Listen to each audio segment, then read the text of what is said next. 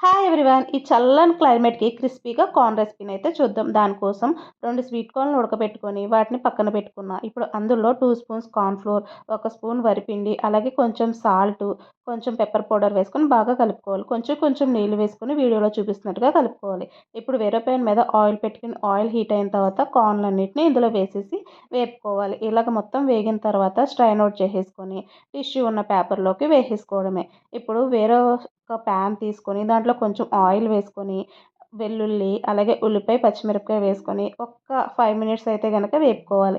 ఇప్పుడు ఇందులో ఒక స్పూన్ టమాటో సాస్ వేసుకొని, మనం ముందుగా వేపుకున్న కార్న్ అన్నిటిని ఇందులో వేసేసుకోవడమే.